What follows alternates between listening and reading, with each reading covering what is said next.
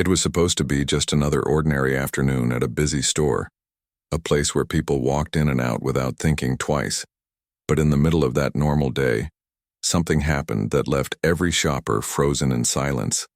A young, black child, innocent and unaware of the storm about to break, became the target of something far uglier than a simple misunderstanding. All it took was one sudden move, one shocking act from the white store manager girl, and the room was filled with gasps. The slap was not just against a child, it was against dignity, against humanity, against every mother's heart. People watched, stunned, but no one could imagine what was about to happen next. Because the person walking through those store doors would turn this moment of cruelty into a lesson the world would never forget. The question is, when power and prejudice collide, who truly walks away broken? Her name was Aaliyah, a bright-eyed 11-year-old who carried an energy that seemed to light up every room she entered. She was the kind of child who found joy in the smallest things, chasing butterflies in the park, sketching her dreams in a worn notebook, helping her mother fold laundry while humming a tune. To anyone who knew her, she was a symbol of innocence, the kind of purity that the world should protect at all costs. But life had already begun teaching her lessons about how the world sometimes treated people who looked like her. Aaliyah's mother, Vanessa, was everything to her. Strong, graceful, and determined, Vanessa had spent years building a career that demanded both brilliance and resilience. What most people in that store would not know on that fateful day was that Vanessa was no ordinary mother rushing in to pick up groceries after work. She was a woman who had climbed to the top of an industry where few people like her ever made it. She was the CEO of a company that demanded respect across the nation. But on this particular afternoon, her title would not be the first thing people noticed. What they would see first was the fire of a mother's love when injustice struck her child. That afternoon started like any other. Vanessa had been caught up in meetings, the kind of endless corporate conversations that drained her energy, but never her determination. Aaliyah had finished school and begged to stop by the store on their way home to pick up a notebook she wanted for her drawings. To her, it was a small request, a chance to hold something new, to dream a little bigger. When they stepped inside, the fluorescent lights buzzed faintly overhead. The aisles stacked neatly with items that seemed so ordinary, so safe. Aaliyah skipped ahead of her mother, her laughter echoing softly, catching the attention of a few strangers who smiled at her happiness. For her, the world in that moment felt welcoming, harmless. But as every story of injustice reminds us, danger often hides where we least expect it. In that store, behind the polished counters and friendly advertisements, stood a manager who carried more than authority in her posture. She carried prejudice in her eyes, the kind of silent bias that lingers until the smallest spark ignites it. And in just a matter of minutes, Aaliyah's innocence would collide with that hidden hatred in a way that no one in the room could have prepared for. Vanessa, unaware of what was about to unfold, scanned the aisles with a calm focus, planning dinner in her mind, thinking of work emails she still needed to send. For her, this was nothing more than a quick stop. For Aaliyah, it was a chance to pick something colorful to carry home. And yet, the choices of one woman behind that counter would soon turn an ordinary shopping trip into a moment that exposed the cruel reality of racism in its rawest form. Aaliyah wandered down the aisle, her small fingers brushing across the shelves as though every item carried a story waiting to be discovered. She stopped at the display of school supplies, her eyes lighting up at a notebook with a bright cover, splashed in colors. It was simple, nothing more than paper bound together, but for her it was treasure. She clutched it to her chest, walking back toward her mother with a smile that only a child could wear. But someone else was watching her. The store manager, a young white woman in her late 20s, stood behind the counter with a rigid expression. To most, she looked like she was just doing her job, tidying receipts, checking the aisles. But beneath that exterior lay a simmering prejudice. The kind that looked for reasons, no matter how thin, to doubt, to accuse, to belittle. When her eyes landed on Aaliyah holding that notebook, she did not see a child who wanted to draw. She saw only suspicion, only the false narrative she had built in her mind. She walked swiftly toward Aliyah, her footsteps sharp against the tiled floor. The few customers nearby glanced up but thought nothing of it. To them, this was just another manager tending to her duties. But what they were about to witness would shake that illusion apart. The woman reached Aliyah, her voice cutting through the air with a tone drenched in authority. Without even asking, she grabbed the notebook from the child's hands, her eyes narrowing as though she had caught a thief in the act. Aliyah froze, stunned by the suddenness of it all. She stammered softly, trying to explain, but her words were dismissed as if they carried no weight. The manager leaned in closer, her face twisting into an expression that was not about rules but about superiority. And then, in a move that left every witness breathless, she struck Aliyah across the cheek. The sound echoed far louder than it should have, bouncing off the aisles and into the silence that followed. For a moment, time stopped. Aliyah's eyes widened in shock, her little hand instinctively moving to her face, her notebook slipping to the ground. Her innocence shattered not just by the sting of a slap, but by the realization that she had been punished not for what she had done, but for who she was. Around them, shoppers gasped, some frozen, others whispering, but no one yet daring to step forward. Vanessa turned at that very moment, her eyes locking onto her daughter's trembling frame. She rushed forward, her heels clicking with urgency, her heart pounding in her chest. The sight of Aliyah's red cheek and the manager, standing tall above her, unleashed a fury that no words could contain. Vanessa's instinct as a mother overpowered everything else, her career, her composure, her public image. She reached for her daughter, pulling her close, whispering comfort as tears welled up in Aliyah's eyes. The manager, unshaken, crossed her arms. She spoke loudly, as if to control the narrative in front of the gathering crowd. She accused the child of stealing, of hiding items, of disrespecting store rules. Her words were sharp, meant not to seek truth but to justify her actions. In her voice was no regret, only arrogance, the confidence of someone who believed authority gave her the right to humiliate. The crowd grew uneasy. A few people shook their heads, some muttered under their breath. A man in the back pulled out his phone, recording the scene. The tension in the air thickened, a storm on the edge of breaking. Vanessa's voice trembled at first, not with fear, but with controlled rage. She demanded an explanation, her words slicing through the manager's excuses. But the young woman smirked, doubling down, insisting she had acted appropriately. She claimed Aliyah looked suspicious, that she was loitering, that she had every right to stop her. It was not just the slap anymore. It was the attempt to erase her cruelty by layering it with lies. And the more she spoke, the more the crowd shifted. Whispers turned to outrage, phones lifted higher, capturing every second. Still, no one knew who Vanessa truly was. To them, she was just another mother standing up for her child, her power hidden beneath the surface. Inside, Vanessa burned. Years of working twice as hard, of proving herself in boardrooms filled with men who doubted her, of carrying the weight of prejudice in silence. All of it flooded back in that moment. She had endured it, survived it, risen above it. But to see her daughter, her baby, slapped by a stranger who saw her as less than human ignited something deeper than anger. It ignited resolve, and yet Vanessa held herself steady. She knew that exploding in rage would give the manager exactly what she wanted, a scene that painted them as the problem. Instead, Vanessa's silence carried more weight than any words. She looked into the manager's eyes with a calm so piercing it unsettled even her. Still, the injustice continued. The manager called for security, her voice dripping with false authority. She wanted Vanessa and her daughter escorted out, erased from the scene like a stain on her perfect store.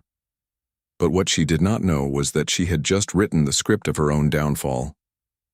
The guards hesitated, unsure. The tension had grown, too public, too visible.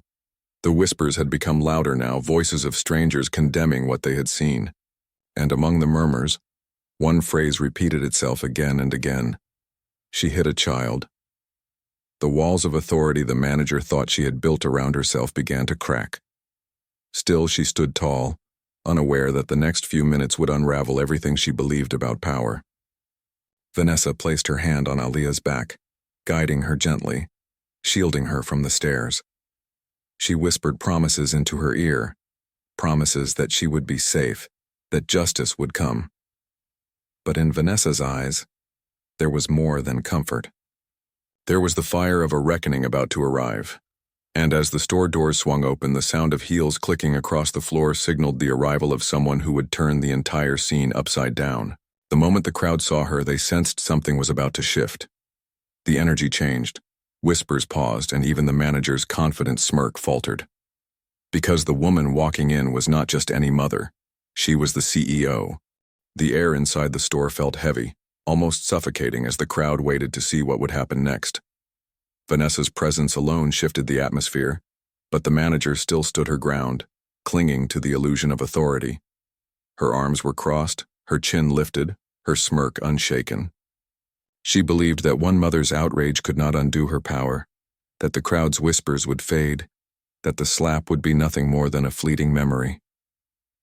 But then Vanessa spoke, not with the trembling fury of a parent, but with the measured control of a leader who had stood in boardrooms filled with doubters.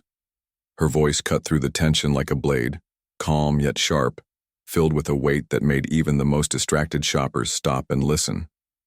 She demanded answers, demanded accountability, her words echoing with the quiet thunder of a woman who had endured too much to be silenced now. The manager laughed. She actually laughed in the face of it, shaking her head as though Vanessa's presence meant nothing. She raised her voice to the crowd, declaring that this was her store, her rules, and if a child could not follow them, consequences would follow. She dismissed Alia's tears as drama, her red cheek as discipline. The crowd gasped. Some covered their mouths in disbelief, others raised their phones higher, recording every second. The truth was no longer hidden. Every word, every gesture, every ounce of arrogance was being captured for the world to see. And yet the manager still believed she held the upper hand. She ordered security again, louder this time, demanding Vanessa and her daughter be removed immediately. The guards hesitated, torn between the authority of their employer and the undeniable wrong unfolding in front of them. For a split second, the entire store felt frozen, trapped between justice and prejudice. And then, it happened. The turning point that burned itself into every witness's memory. The manager, furious at the hesitation, stepped forward once more. In a moment of reckless arrogance, she shoved Alia's notebook from the counter, sending it crashing to the floor. The sound echoed like a final insult, as if she was not only slapping the child again but also trampling on her dreams, her innocence, her right to belong. Alia's tears spilled freely now, her small body trembling against her mother's embrace.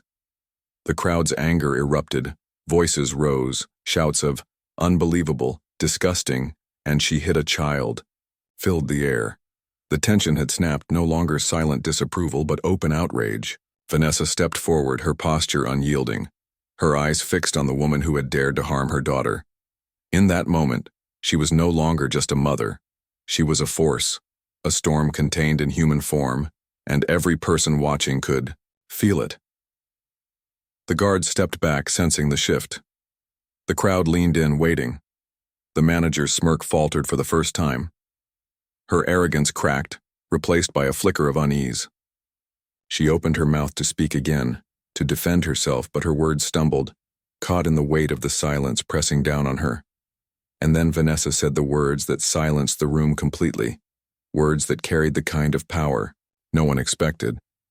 She revealed who she was, not just a mother, not just another customer, but the CEO of a corporation whose name carried weight beyond that store's walls. The crowd erupted in shock. Gasps filled the air. Phones flashed brighter. And the manager's face drained of color. Authority shifted in an instant. The woman who believed she could control the narrative suddenly found herself exposed, stripped of her false power, standing in the wreckage of her own arrogance. But what came next was not simply justice. It was something far greater, something the world would not forget. Because the story was no longer just about a slap. It was about the reckoning that would follow. And as Vanessa stepped forward, her voice steady, her daughter clutched tightly in her arms, the crowd leaned in, waiting for the words that would decide everything. The cliffhanger was no longer what had happened. It was what was about to happen. Next, the store had never felt so silent, yet never so alive with tension. All eyes remained fixed on Vanessa, the mother who had just shattered the illusion of power with a single revelation. The crowd waited, breathless, as the manager stumbled backward, her arrogance crumbling into fear.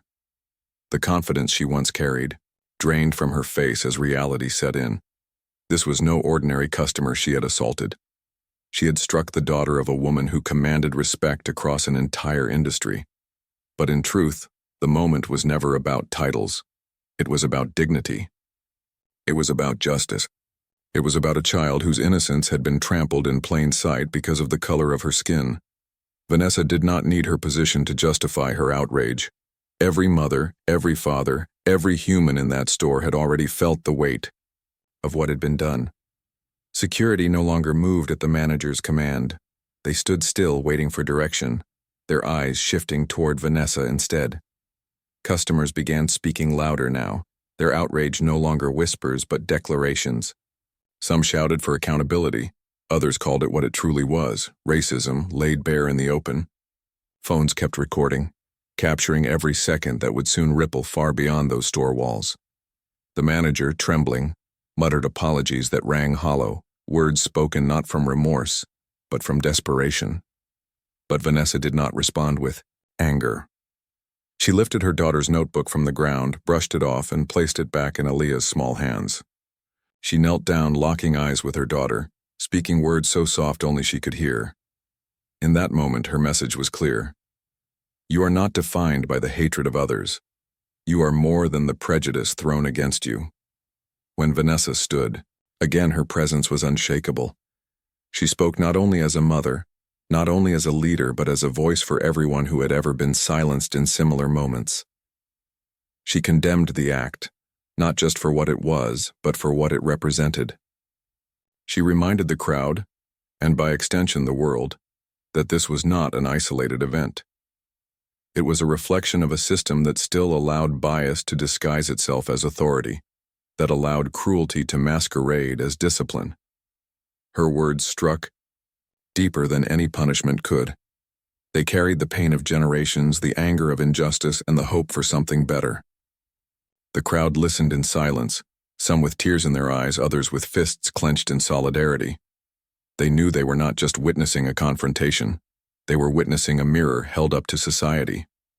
News of the incident spread quickly. The videos taken by bystanders would soon flood social media, igniting outrage, sparking debate, demanding accountability. The store would release statements, the manager would face consequences, and yet, the deeper wound remained. The reminder that for children like Aaliyah, safety was never guaranteed, not even in the most ordinary places. For Vanessa, the moment etched itself into her soul. It was a reminder of why she fought so hard in her career, why she carried herself with strength even when the world tried to break her. Not for status, not for recognition, but for her daughter, for the promise of a future where a child could walk into a store, pick up a notebook, and dream freely without fear of being judged, doubted, or harmed. And for Aaliyah, though the sting of the slap would fade, the memory would remain.